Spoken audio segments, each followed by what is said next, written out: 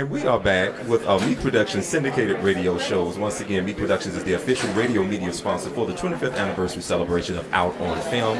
And we're actually getting both radio and video coverage of this event. And we're actually doing wonderful, wonderful interviews. We just saw awesome films, this whole entire event. This is an 8-day event, actually. 8 days of beautiful independent LGBT films by wonderful filmmakers. And I'm so happy to still be here. This is your host, Miko Evans, CEO of Meak Productions. And for more information about us, please visit our website at www.meakproductions.com. Also, to still get your tickets, they still have more films to go. This thing lasts all the way till Thursday, you all. Awesome. Please visit their website at www.outonfilm.org. Again, that's www.outonfilm.org. We just got through watching one of the most beautiful movies this side of the coast. Oh, wow. This is just so awesome.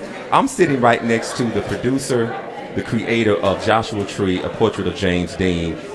The cinematography in this whole film was just completely fabulous, completely flawless. And I love the way how you showed the majority of the movie in a black and white, and then you had a little color in there. And I know that represented a message as well. So we're going to actually get more into that particular topic. But I'm here with Mr. Edward Singletary. How are you feeling right now? I'm doing great. Thank you so much for that lovely introduction. I can't take credit for creating the film. I am the producer. Oh, wow. Okay. I'm the lead producer of the film, but my business partner, Matthew Bashore, wrote and directed the film. Oh, wow. Okay. But I did, it was a collaborative process, and I felt like I had a voice in there, but it is actually the story is actually told through his vision. Oh, great. What was your inspiration in actually getting involved with the project? Well, oddly enough, we had started this as a short film, and we took it, we got back after we shot the footage in the desert, and it looked so beautiful. We thought, oh my God, if we had maybe 60 more minutes of this, it would be such a great feature. So we put together a short little teaser trailer, put it on our website, and literally within 2 or 3 weeks it had gone completely viral with like over 60,000 hits. Wow. We ended up on the front page of a bunch of press magazines asking the question, is the new James Dean movie going to really reveal his sexuality and stuff like that? And we just ended up with all this momentum. So we knew that this is the story that we needed to tell because there was clearly interest out there, and that aided our fundraising process, and we were able to raise our budget to finish shooting our feature, and we began shooting our feature a year later after the short film in Joshua Tree and in and around Hollywood, Los Angeles area. I love the actual, the whole scenery around everything because it reminded me of Star's original series, Magic City, but without color.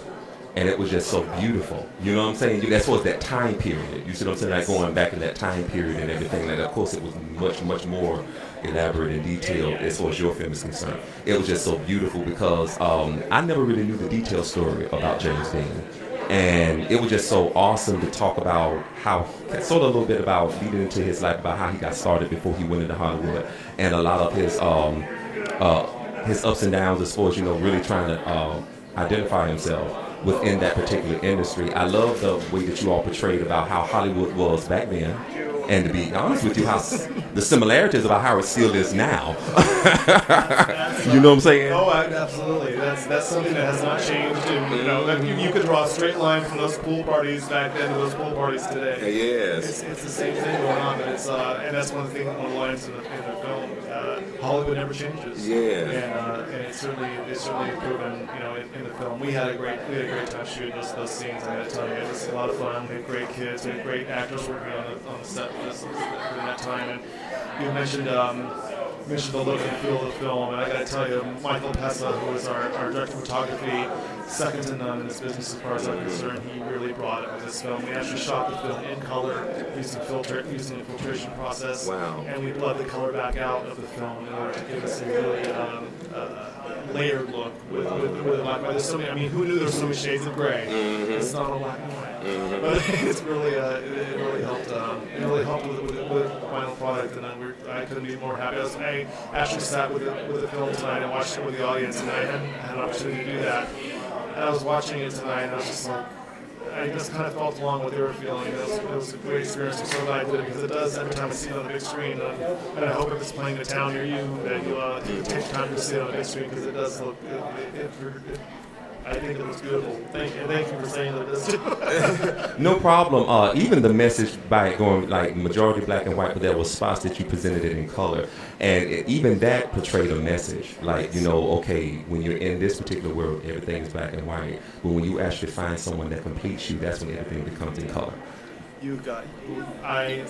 You were amazing. You figured that out. Because there are a lot of people who don't. But you're right. When we see James, we see Jimmy through the eyes of the roommate. It is in color, and the color represents love. And that's what I loved about that. You know, so people. You are missing a wonderful treat if you do not support Joshua Tree, okay? We got to get this on the big screen, mainstream. All right? With this beautiful brother right here. What's in store for the future with you? We're working on a couple projects right now. Personally, I'm doing an anti-bullying film with an Israeli film director, and we just started our pre-production on a new film called Disappear Here, starring James Mason. Wow! Directed by Matthew Shore. We've reunited the team. I will be also in that film and producing that film as well. And we've been writing that, and we're in pre-production on that one. And we're very excited about that film.